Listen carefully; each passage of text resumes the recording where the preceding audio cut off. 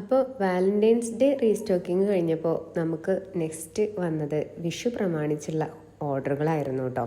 Purchasing പല വഴികളിലൂടെ ആയതുകൊണ്ട് തന്നെ നമുക്ക് പൊരി വെയിലത്ത് ഇങ്ങനെ ഏറ്റി പിടിച്ചിട്ട് നടക്കേണ്ട ഒരവസ്ഥയായിരുന്നു. കാറ് ഒരു സ്ഥലത്തിട്ടിട്ട് നമുക്ക് അഫോർഡബിൾ ആയിട്ടുള്ള സ്ഥലങ്ങളിൽ നിന്ന് നടന്നിട്ട് പർച്ചേസ് ചെയ്യും. അങ്ങനെ പർച്ചേസിങ് ഒക്കെ കഴിഞ്ഞപ്പോൾ പിന്നെ നമ്മുടെ കാറിൻ്റെ അവസ്ഥ ഇതാണ് കേട്ടോ. ഇപ്പം നമുക്ക് കൂടുതലായും നൂലുകെട്ടിൻ്റെ ഓർഡറുകളും വരുന്നുണ്ട്. അപ്പോൾ ആ നൂലുകെട്ടിൻ്റെ ഓർഡർ കൊറിയർ അയക്കാൻ വേണ്ടിയിട്ട് കൊണ്ടുവന്നതായിരുന്നു. പക്ഷേ ദുഃഖവെള്ളി ആയതുകൊണ്ട് തന്നെ അന്ന് നമുക്ക് ലീവ് ആയതുകൊണ്ട് തിരിച്ച് ആ കൊറിയറും കൂടി കാറിൽ കൊണ്ടുപോകേണ്ടി വന്നു. രാവിലെ പർച്ചേസിങ്ങിന് പോയ ഞങ്ങൾ രാത്രി വീട്ടിലെത്തിയിട്ടും നമ്മുടെ വർക്ക് കണ്ടിന്യൂ ചെയ്യായിരുന്നു കേട്ടോ.